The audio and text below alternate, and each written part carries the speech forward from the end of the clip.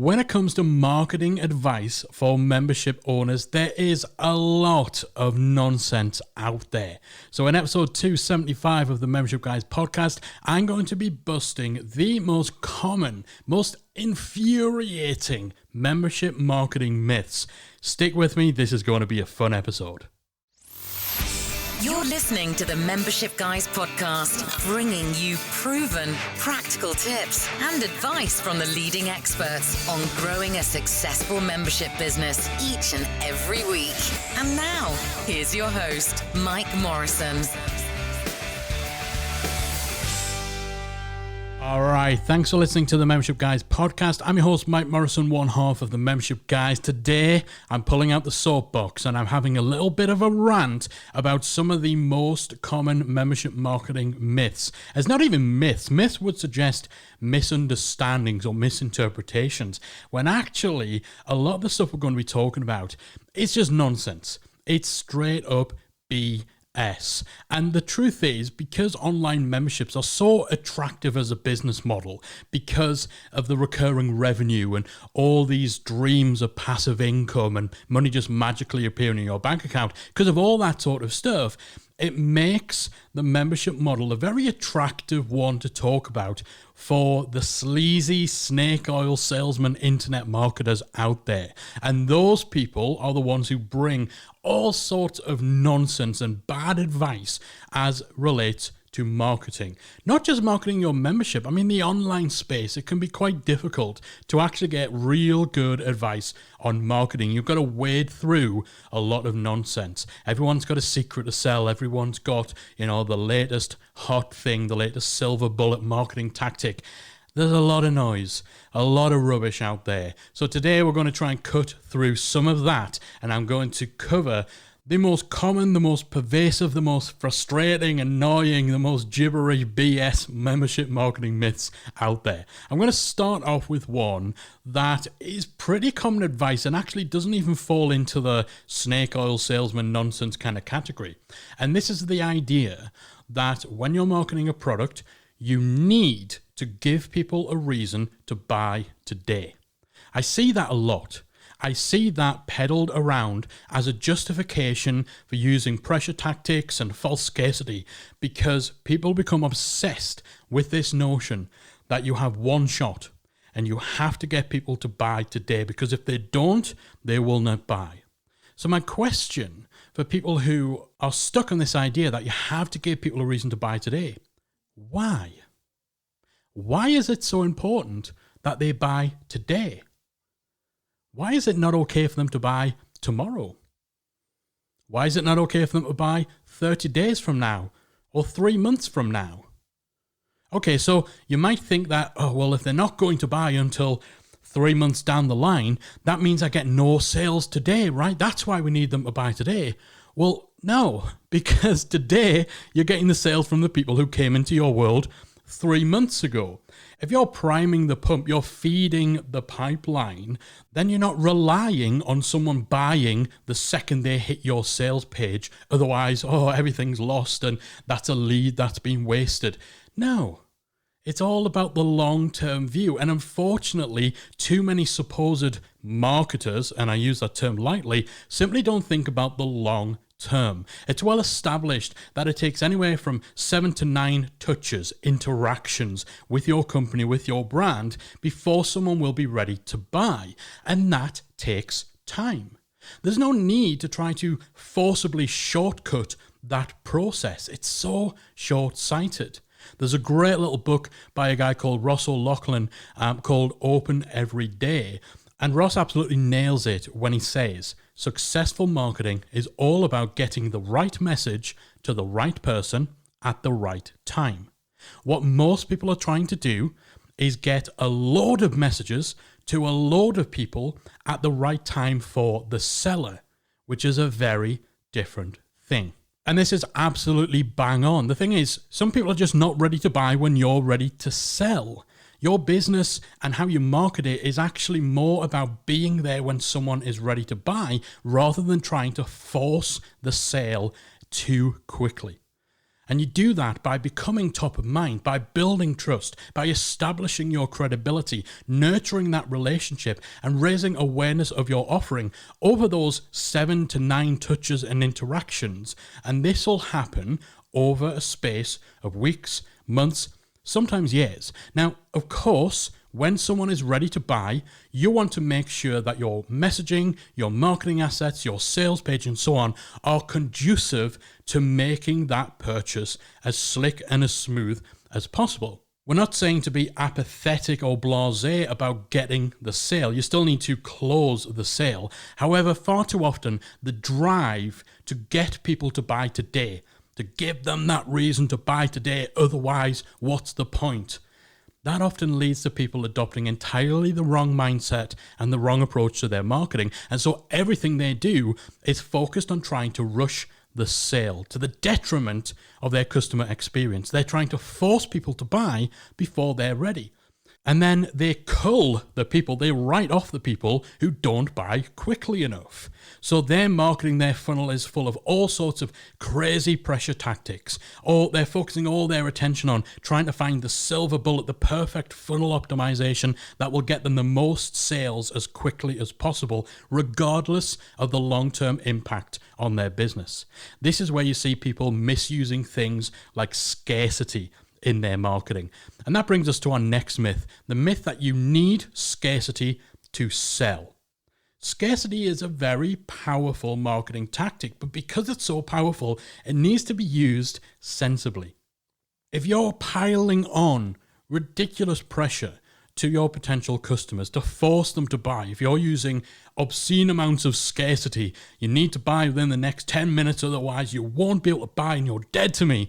All these kind of tactics lead to buyer's remorse, which isn't conducive to long-term customer relationships. Think about a time where you felt pressured into something, buying something, making a decision on something. How did you feel about the fact you were in a situation where you were being pressured that much? How did you feel afterwards? Did you regret the decision?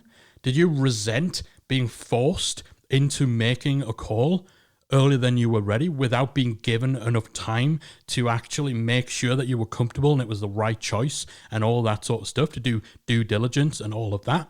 If your marketing and your sales tactics are designed to pressure your customers, it's not conducive to long-term positive relationships. And memberships are all about long-term positive customer relationships. You might get more initial sales from using or overusing scarcity tactics, but if those people don't stay because a month or so down the line they're thinking, yeah, I didn't think I was ready to join this membership, and I wouldn't have done if not for the fact that, they were closing their doors and they were adamant about the fact I'd never be able to get the opportunity to join unless I did it right now or something like that. If they're not sticking around long term, then those initial sales are all for nothing. It might be okay if you're selling a one-off product, but not with a membership. You don't propose to somebody on the first date. You've got to kind of dance around the handbag a little bit and develop that relationship before you pop that question. Now, obviously, I don't want to equate joining a membership to committing yourself to someone for life, but you get the point, right? So people will typically create scarcity in their funnels, in their marketing, by imposing restrictions. First of all, who likes restrictions? Do you like restrictions? Do you like the idea of restricting your customers? Ugh. But they'll impose restrictions, deadlines, or capacity. So, once we hit 50 members, we're done. And these are typically artificial restrictions. So for one, a more discerning buyer or someone who's been around for a while in the online space, they're going to see right through that. They're going to know that these restrictions are artificial, that, you're not closing the doors to your membership because you actually have to. You're closing it because you've just decided to, so you can have an artificial deadline to give to people that will ramp up the pressure. People are going to see through that.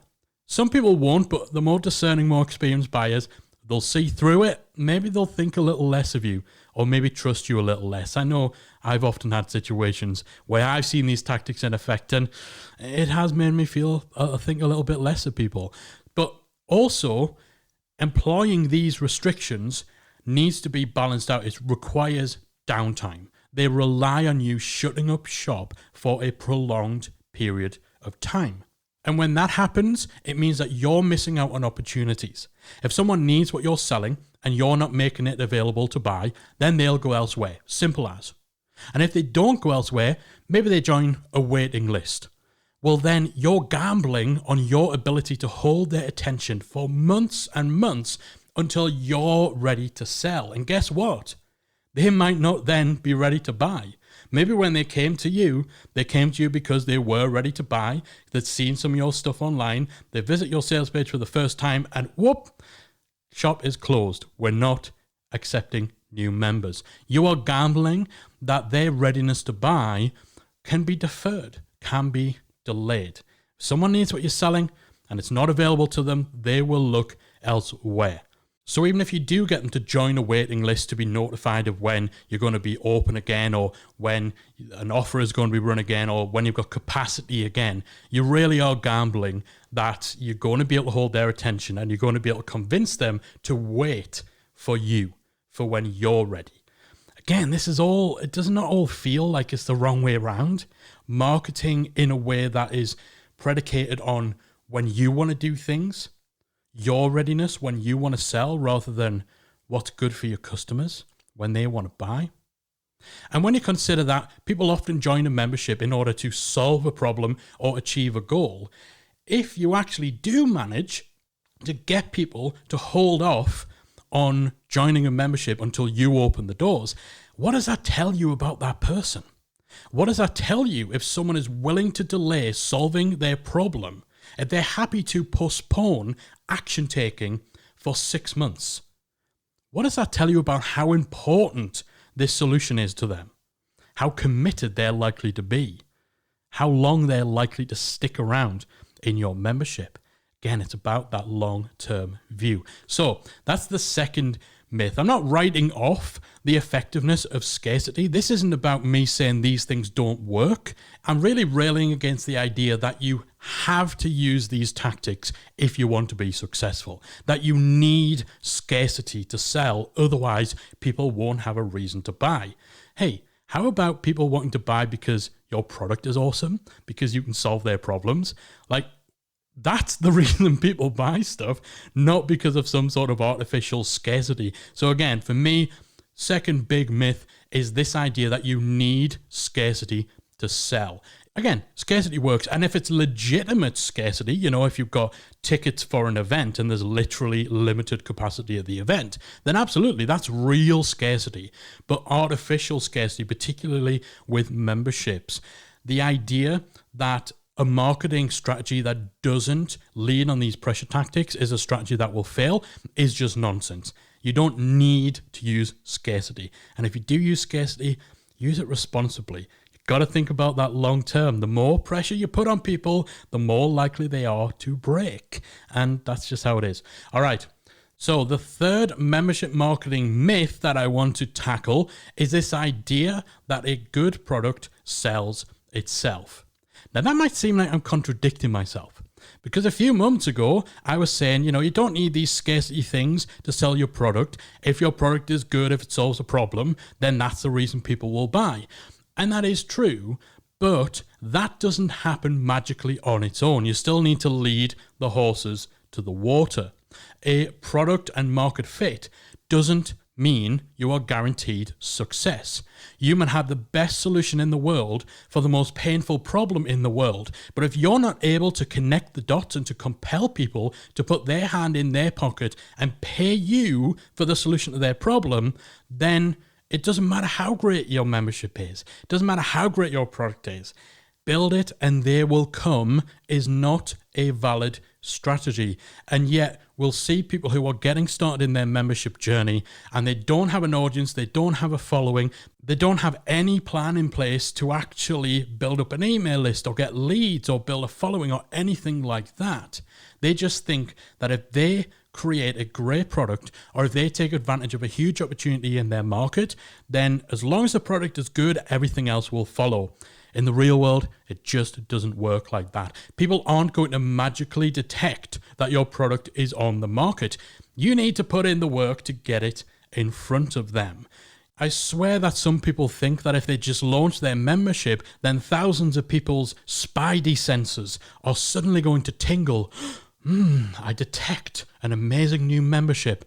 It just doesn't happen. And this is why we always encourage people to spend time building their audience and building a following of people who will be excited about the new membership that's coming, where you can actually market to them in advance. You can validate that they will be willing to spend money on this product. You can use their feedback and their input to shape your product and ensure that you're creating the best solution possible for the real problems your audience have. Again, I say it all the time, build it and they will come is not a valid strategy for any business, for any aspect of your membership, and particularly from the marketing side of things. You might have the world's best membership, but if you're not able to compel people to put their hand in their pocket and pay for it through your messaging, through your marketing, through your positioning, through your audience building, then you're not going to get the results that you want. So that's myth number 3, the idea that all you need is a great product and it'll magically market itself. We talked about the importance of building an audience on the back of that, and that leads us to marketing myth number 4, the idea that you need a huge audience or a huge following in order to gain any sort of traction with your membership. That is absolutely not true. We are huge advocates, huge believers of Kevin Kelly's idea of 1,000 true fans. You'll have heard us talk about this on the show before. This is the idea that any creator, all they need in order to be successful, in order to have a sustainable business centered around their work, is 1,000 true fans. Super fans who love everything they do. They hang off their every word. They will invest in your membership. They'll buy your products. They'll read your books. They'll follow you on all the social channels. People who are your people. They love what you do and they want more from you. 1,000 true fans. If you put that into membership terms, if 1,000 people paid you $50 a month for your membership, that's $50,000 a month. That's $600,000 per year. Would that be enough for you? I'm guessing, I don't have the spidey senses tingling, but I'm guessing there's a lot of you kind of furiously nodding your head with a chuckle, or maybe even, dollar signs flashing in your eyes.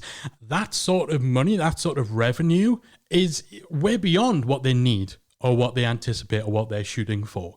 $50,000 a month to the average person starting a membership is more than plenty. So it's more about the quality of the audience you have, the following you have, not the quantity. That's why it's 1,000 true fans, not 1,000 Twitter followers. You really want your super fans, people who are drawn to you because they trust you, they love what you do, you build that relationship, they see you as the expert. They believe that there's no one else in the market who brings to the table what you bring. These are the people who are going to buy from you. These are the people who will be your members. And you look at how many followers some of the bigger names across different industries will have and how big their audiences are. 1,000 true fans doesn't seem like a lot. Now, I don't want to be glib and say, getting to 1,000 super fans is simple. It's going to happen overnight. It's not. For some people, 1,000 might still seem like a real big number, but heck, it's a lot more realistic, a lot more achievable than 100,000 or 1 million or an astronomical audience size that some of the, again, bigger names have within their audience, within their following. Quality, not quantity. You can do a lot with a small but dedicated, rabid audience. And again, it's not even just about getting to that 1,000 number as the magic number. It's not about 1,000 being the barometer where, if you're at 999, that's not good enough. But as soon as you get one more, then you're ready for a membership. It's more about challenging this myth, this assumption that you have to have a huge audience. You have to have massive outreach, massive distribution in order to build a sustainable business. I said $50,000 from your 1,000 true fans per month will be more than enough for some people. Half of that will be more than enough for some people. 1/10 of that will be enough for some people. Again, this principle really, really shatters the idea that you need a huge, huge audience. And we tend to judge true fans by email subscribers. Again, it's imperfect. None of this is, guaranteed formulas or whatever, but looking at your email list size rather than your Twitter followers or your Instagram followers and stuff like that, that tends to give a better indication of what your actual engaged audience size are. These are people who've shown a desire to get more from you, and they've taken a commitment. They've taken a tiny little micro risk, and the risk being that they'll give you the email address and you'd abuse it. They've taken that little extra step because they trust you. They want more from you. And as I said, it's not about having 1,000 people. If you get to the 300 to 500 mark in terms of email subscribers, then that level of audience size will typically equate to enough members to get you off the ground and to give you a good starting point from which you can build momentum. Now, of course, you need to keep growing that audience month after month too. But again, just putting things into perspective and showing how achievable it can be to get a membership off the ground and have it generating enough revenue and building enough momentum with what others might consider a relatively small audience. So that is myth number 4, that you need a massive audience or a huge following in order to start a membership site. You can do a lot with a small but dedicated, committed, passionate group of superfans. The next big marketing myth that seriously grinds my gears is one that you've no doubt been exposed to countless times. How many times have you seen a blog article that says something like, SEO is dead, social media is dead, content marketing is dead, podcasting is dead, YouTube, live streaming, name it, you can name it, print advertising is dead, all that sort of stuff. Ugh, I hate that. I have a particular hatred with this one. Do you ever notice that the people who are writing these articles and creating this content, they always just so happen to have the inside track on what the next big thing is that's going to replace this so-called dead strategy? And they'll usually have a course or a product or a membership site to sell on the back of that. It's lazy marketing. It's boring, cliched marketing. We've never written a single blog article that said online courses are dead. We've never written an article that said, working with clients is dead. It's just so lazy. And seriously, for every marketing strategy and tactic that has ever existed, there's a dozen articles saying that that tactic is dead. I've been reading articles about how search engine optimization is dead since the early 2000s. When Facebook announced Messenger, every social media marketing for miles rushed to write about how email was dead. It's still alive and kicking. The only tactic that should be dead is writing articles proclaiming other tactics to be dead. I've seen all sorts of articles on why memberships are dead. Memberships are dying. All from people who are selling courses teaching you how to create a course or a challenge or a high-ticket coaching program. I'm not sure why people think that they have to proclaim one strategy to be dead in order to validate the strategy that they teach. Actually, on second thought, I do know why people do that. It's because they're terrible, unoriginal marketers. And that's actually quite closely related to the final myth I'm going to talk about, and that is the idea that there's one best way to do things. One best practice silver bullet super secret marketing tactic, the hot new funnel that renders all other funnels useless. Or when people say it's all about the funnel's the most important thing. It's all about your launch. The launch is the most important thing. It's this idea that success in business hinges on knowing what that one singular secret that once unlocked guarantees your success. And also the idea that there can only be one of those things that is the current thing to focus on. Again, this ties into the idea that X is dead, Facebook is dead, search is dead. A lot of it comes from feeding into that idea that there's one secret, super amazing thing that we should all be doing to be successful. And if we're not doing it, we're failing, we're missing out. And we need to always keep on top of what that silver bullet is. It's rubbish. It's nonsense. It's so stupid. It's an appealing idea. And it's a one that is manipulated by the sleazier internet marketers in the world. They know that people get hooked on this quest for the silver bullet. this search to always have that special tool in their arsenal, that one best way of doing things. But the truth is, marketing is usually a culmination of lots of different things. The best businesses tap into multi-touch marketing, where all of their activities, all of their different initiatives and strategies and tactics they have in place coalesce into sales. There's no one best way of doing things. There's no tactic this month that will get you better results than the tactic last month. There are no absolutes. Webinars aren't better than challenges. Challenges aren't better than webinars. Closed door memberships aren't better than open door ones. Open door memberships aren't better than closed door ones. Facebook ads won't get you better results than YouTube ads, and YouTube ads won't get you better results than Facebook ads. There's no secret sauce. There's no magic bullet. There's no one size fits all guaranteed formula. There is no one best way. The people who try to convince you that there is are either extremely limited and extremely unimaginative, because when all you have is a hammer, everything looks like a nail, or more likely, they're trying to sell you something. And the harder that they insist on pushing their pet tactic as the perfect tactic, the only thing you should be doing, the thing that renders everything else pointless and useless, the more that they insist on that, the more likely it is that what they're selling you is total crap. And I think that's a good place to end it. All right, man, I can put that soapbox away, but hopefully you have found this useful. I'm sure you'll have recognized some of the stuff that I've talked about, some of the terrible advice and manipulative tactics and absolute marketing nonsense that goes on out there. And this isn't just limited to the online membership space. This is online business in general. So I do hope you've at least enjoyed today's episode, but also found some things useful.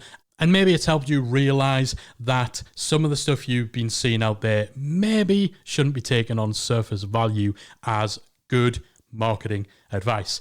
All right, I've had a lot of fun busting the most common membership marketing myths. As always, I'd love to hear what you guys think. Is there any terrible marketing advice or tips that you see doing the rounds that really gets your goat or frustrates you? Is there something that someone once convinced you was the silver bullet? Maybe you changed what you were doing to work with someone's advice and then regretted it.